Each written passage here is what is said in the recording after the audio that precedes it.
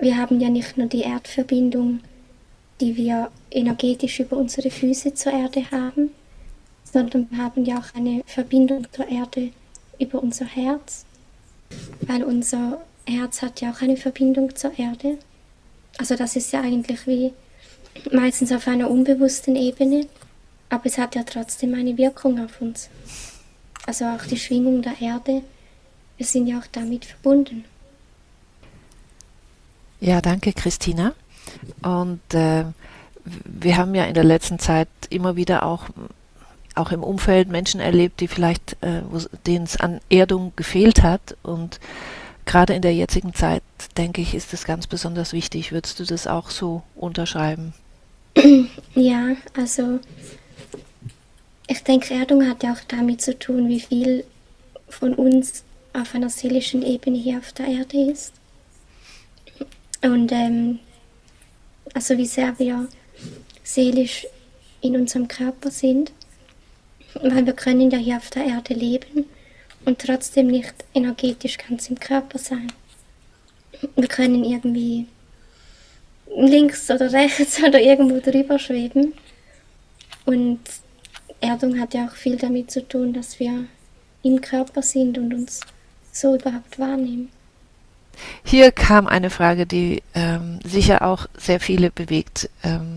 Jemand schrieb, Christina, du sprichst davon, dass es um die Liebe geht, aber die Person, die die Frage gestellt hat, sagt, wieso habe ich doch die Gefühle, dass ich manche Menschen einfach bewerte und dass ich zum Beispiel diejenigen, die jetzt so Kriege anzetteln und so, ja, einfach so wirklich unschöne Dinge über diesen Planeten bringen, dass sie da Mühe hat, die mit Liebe zu betrachten.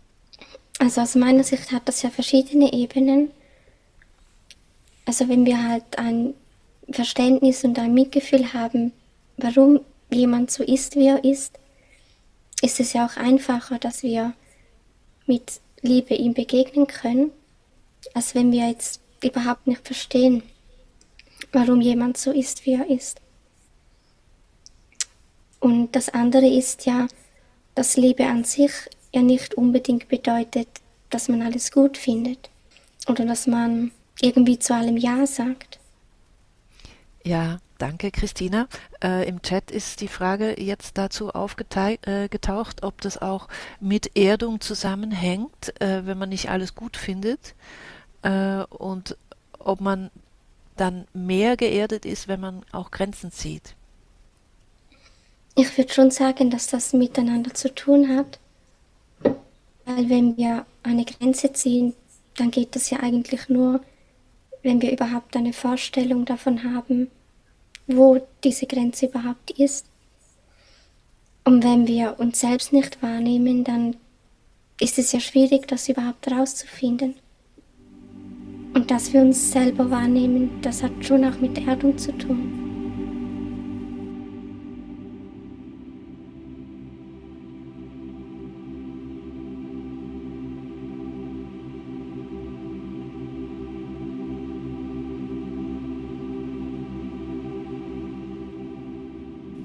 Hier kommt noch eine Frage per Mail,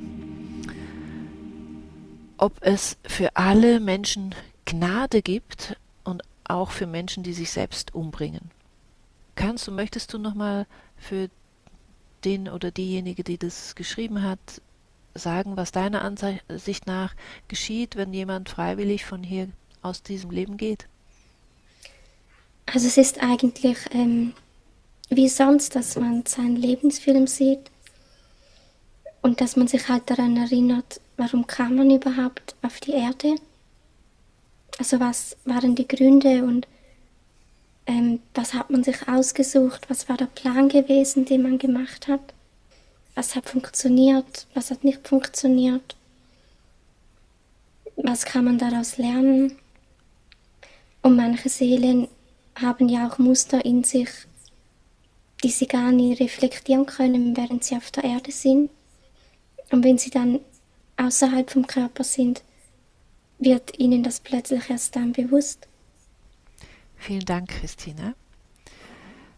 Hier kommt eine Frage über die Vorfahren, respektive Ich lese die Frage mal vor. Mit dem Körper übernehmen wir auch die Charaktereigenschaften von unseren Vorfahren. Werden diese Charaktereigenschaften mit dem Tod automatisch abgelegt oder ist die Seele mit den Charaktereigenschaften dann so verwachsen, dass sie in die nächste Inkarnation mitgenommen werden? Also die Charaktereigenschaften, die wir haben, die kommen ja nicht nur von unseren Vorfahren.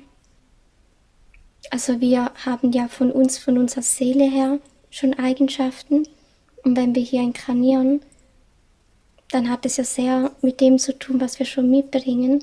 Ich würde nicht sagen, dass es direkt Charaktereigenschaften von den Vorfahren sind, aber wenn wir zum Beispiel Dinge übernommen haben, die einen starken Einfluss auf unser Leben haben, dann sehen wir das ja, wenn wir unser Leben nochmals anschauen. Und dann wissen wir auch, ob wir da etwas ändern wollen. Also ob wir etwas daraus lernen und ob wir dieses Wissen wie in ein anderes Leben mitnehmen. Hier im Chat sind jetzt noch weitere Themen aufgetaucht zum Thema Suizid und auch zum Thema Sterben. Jemand sagt, kann das so nicht stehen lassen, denn wenn man Suizid begeht, ist man in einer ganz tiefen Schwingung und bleibt dann irgendwie in der Zwischenwelt stecken. Siehst du das auch so? Also das muss nicht unbedingt sein, weil jede Seele hat ja auch ein anderes Bewusstsein. Generell ist ja unsere Seelenfamilie dann immer erreichbar. Also solche Menschen sind ja nicht irgendwie energetisch weggesperrt in irgendwelchen Ebenen, sondern die Seelenfamilie ist immer erreichbar, wenn sie dafür offen sind. Und wie sehr dann jemand dafür offen ist, ja, das weiß man dann halt in dem Moment nicht. Wenn jemand stirbt, dann kommt es ja auch auf das Bewusstsein der Seele darauf an, wie sehr die Seele dann zum Beispiel ihr Leben reflektiert. Weil es ist ja nicht so, dass wir als Seele sofort allwissend sind. Das ist ja auch ein Prozess, wo wir dann nach und nach Dinge verstehen, je nachdem halt, wie unser Bewusstsein ist.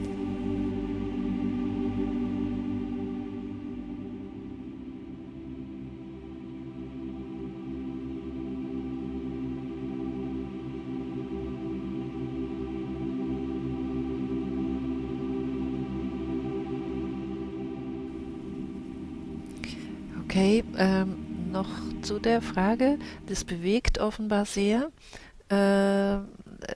Das klingt so einladend, so aus dieser unschönen Welt zu scheiden, wenn das so einfach ist, gleich wieder ins Licht zu kommen. Kannst du dazu noch was sagen? Naja, der Punkt ist ja, dass wir alle aus einem Grund hier sind. Und wenn jetzt eine Seele zu früh geht, dann sind ja die Dinge, wo die Seele gesagt hat, sie kommt deswegen hierher, sind dann ja noch nicht gelöst. Und dann kommen diese Themen irgendwann in einem anderen Leben. Seelen können dem ja nicht ausweichen, aber ich gehe mal davon aus, dass die meisten eben genau das denken und dann denken, wenn sie sterben, dann gibt es nichts mehr und dann hat sich das, was sie irgendwie nicht gut fanden, wie in Luft aufgelöst. Aber eigentlich verlagert sich's ja nur. Mhm. Und auch die Frage im Chat, wenn solche ungelösten Dinge stehen bleiben, ob man dann auf jeden Fall wiederkommen muss. Also alleine, wenn man von müssen spricht, dann klingt das ja so, als würde man davon ausgehen, dass es nicht freiwillig ist oder als würde man das nicht gut finden. Aber wenn eine Seele sagt, sie will wegen dem und dem auf die Erde kommen, dann ist das ja etwas, was sie von sich aus möchte. Also das ist nicht wie ein Zwang. Das ist freiwillig, dass man das macht. Also müssen ist da wie nicht das richtige Wort. Und man muss ja auch theoretisch nicht in die physische 3D-Welt auf der Erde inkarnieren. Weil es gibt auch andere Ebenen, wo man auch inkarnieren kann. Oder sogar ganze andere Planeten. Und es kommt auf die Seele darauf an, ob sie der Meinung ist, dass das, was sie lernen möchte und wo sie sich hingezogen fühlt, ob das hier auf der Erde ist oder in einer anderen Dimension oder sogar auf einem anderen Planeten. Und manche Seelen lernen auch Dinge, während sie in der energetischen Welt sind, also wo sie gar nicht inkarniert sind. Und viele Seelen kommen halt zum Entschluss, dass sie gewisse Dinge nur wirklich verstehen, wenn sie inkarnieren. Und dann kommt es einfach darauf an, bei welchem Planeten und auf welcher Ebene finden Sie, dass es der bestmögliche Ort ist dafür? Mhm. Wenn ich so jetzt in den Chat geschaut habe, es ist, ja, sind viele Kommentare da. Ähm, und irgendwie scheint mir, da ist wirklich so dieses Konzept, wenn jemand freiwillig geht, dann hat er seine Aufgabe nicht erfüllt, und wenn wir unsere Aufgabe nicht erfüllt haben, haben wir unser Karma nicht abgearbeitet, und wenn wir unser Karma nicht abgearbeitet haben, dann müssen wir zwingend wiederkommen. Also das ist noch so wirklich stark drin, und wenn ich dir zuhöre, dann klingt es sehr, sehr, sehr frei. Und aber das ist ja eigentlich auch unsere Seelenessenz, und die ist ja frei. Und die Frage ist, glaube ich, aber sehr stark im Raum, ab welcher Schwingungsebene ist man denn eigentlich in dieser wirklich freien Entscheidung? Wir sprechen ja auch hier auf der Erde immer von, ja, wir haben den freien Willen, aber wie frei ist unser Wille denn? Wenn jetzt jemand sich selbst umbringt und dann in der geistigen Welt ist, dann erinnert er sich ja daran, was er ursprünglich geplant hat und sieht dann ja auch, was davon hat funktioniert und was nicht, weil er zu früh gestorben ist. Und mit diesem Wissen überlegt sich dann die Seele, wie kann ich das, was ich jetzt verpasst habe, nachholen? Weil die Seele möchte das ja immer noch lernen. Also dieser Wunsch, das zu lernen oder das zu verstehen, der löst sich ja nicht in Luft auf, nur weil man stirbt. Von dem her, ja, kann man wie die Dinge, die man sich ausgesucht hat, die kommen immer irgendwie wieder zu einem. Aber es ist nicht, dass irgendjemand da steht und sagt, du musst jetzt, weil du hast da eine Liste und da gibt es 5 Dinge, die wurden nicht abgehakt, sondern das kommt aus uns selbst heraus. Und ich glaube, das Problem beim Inkarnieren, was viele Menschen haben in ihrer Vorstellung, das ist halt, dass wir hier auf der Erde ganz viel Leid haben und viele schwierige Situationen und dass dann die Leute vielleicht denken, ja, aber warum landen sie denn hier und haben dann das Gefühl, das ist wie irgendwie was Negatives, wenn sie hierher kommen. Weil ich denke mir, wenn alles auf der Erde schön wäre, dann wird wahrscheinlich gar niemand auf die Idee kommen, sich zu fragen, ob Inkarnation irgendwie ein Müssen ist und ob das irgendwie doof ist. Also denke ich, es hat auch viel mit dem zu tun. Einfach mit den Umständen, die wir hier haben.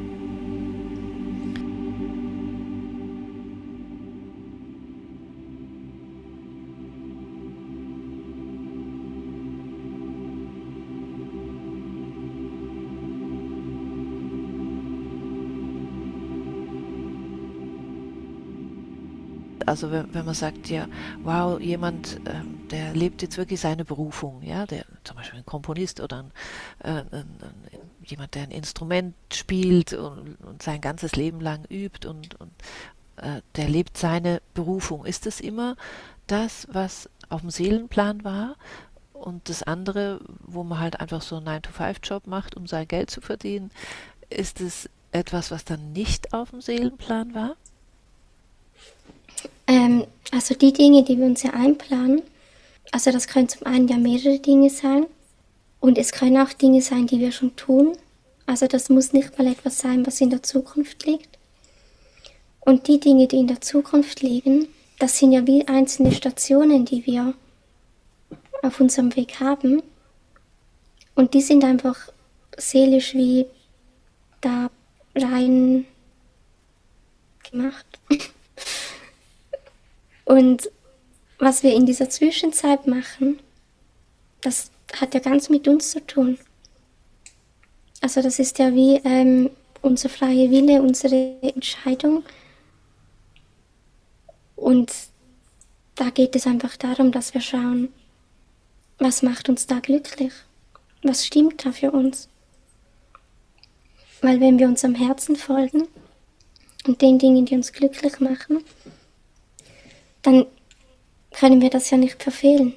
Und wenn wir halt das Gefühl haben, uns macht etwas nicht glücklich, dass wir uns fragen, wie können wir das ändern?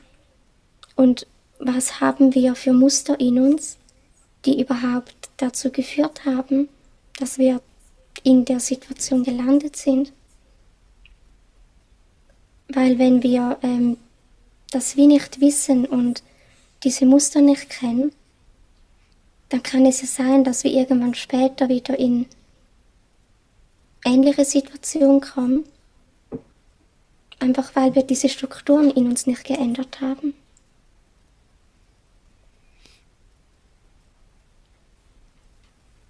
Ja, danke, Christina. Ich sehe jetzt die beiden gehobenen Hände. Wollen wir sie mal dazu holen, bitte?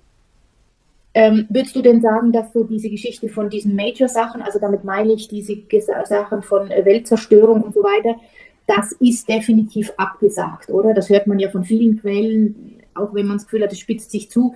Aber trotzdem hast du mal gesagt, es muss erst schlimmer werden, bevor es besser wird. Aber was soll denn da jetzt noch kommen? Das kann ich dir nicht sagen. Also wie schon gesagt, ja, ich bin nicht so ein Prophezeiungsmensch.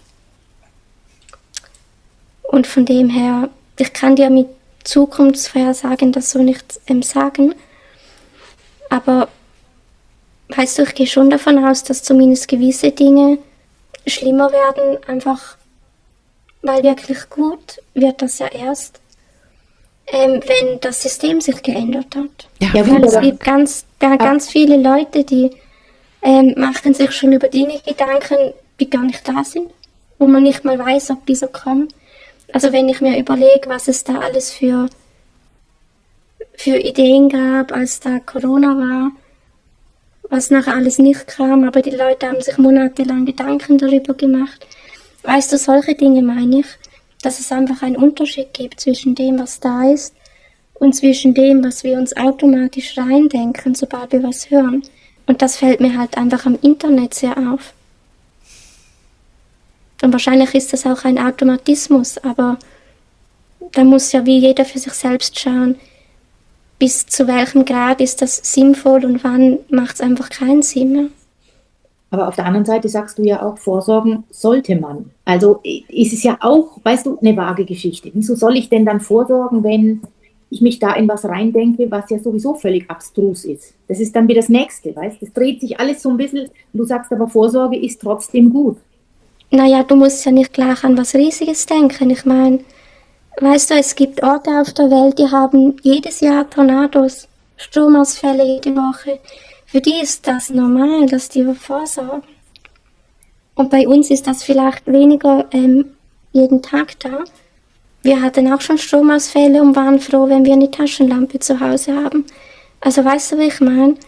Es geht gar nicht darum, dass man immer vom Schlimmsten ausgehen muss, sondern einfach nur, also bei uns zum Beispiel, ich weiß nicht, wie das in Deutschland ist, aber bei uns in der Schweiz, da kann man sogar bei der Gemeinde nachlesen, dass die einfach aus Prinzip sagen, für 2 Wochen alles zu Hause haben. Aus Prinzip, selbst wenn jahrelang nie was ist. Aber meinst du denn trotzdem, dass dieses Jahr 2026 noch intensiv wird? Ich denke schon, also wissen tue ich das nicht und ich meine, was ich auch schon gehört habe, also eben, ob das wahr wird, das weiß ich nicht, aber es gibt ja Leute, die sagen, dass dieses Jahr irgendwie das Thema mit den Außerirdischen öffentlich wird, also fast im Sinne von einem Kontakt oder so. Und wenn man annehmen würde, dass das stimmt, das verändert ja sozusagen über Nacht die ganze Welt. Und für die einen ist das ganz positiv und für andere ist das halt sehr schwierig. Und wenn so etwas passiert, dann mischen sich ja alle Karten neu. Das, was ich eigentlich ja noch sagen wollte, was ich jetzt nicht gemacht habe, weil ich darauf konzentriert war, mich aufzulösen. Ja. Weißt du, es gibt ja so viele Nachrichten da draußen und es gibt so viele Leute, die lösen sich in diese Nachrichten auf, also die zumindest gedanklich. Und die fragen sich gar nicht mehr, ja, was will dann ich und was kann ich jetzt für mich, für mein Leben tun? Und ich finde dass man einfach sein eigenes Leben weiterlebt und nicht absorbiert wird in Nachrichten oder Zukunftsvorstellungen. Also ganz egal, in welche Richtung die nun gehen. Aber ganz viele Menschen leben ja nur in den 2 Dingen. Ganz abschließend noch, hat noch jemand gefragt, es ist wunderbar, die eigene Schwingung hochzuhalten. Hast du aber noch irgendetwas, von dem du sagen würdest, das sollten wir wissen oder sollten wir ganz besonders beherzigen jetzt in dieser Zeit? dass wir uns nicht verlieren in all dem, was draußen ist und in der Zukunft, sondern dass wir unserem eigenen Leben auch bleiben und dass wir da schauen, was wir tun können und nicht irgendwie ständig das Gefühl haben, wir können nichts tun, wenn wir so die Welt anschauen.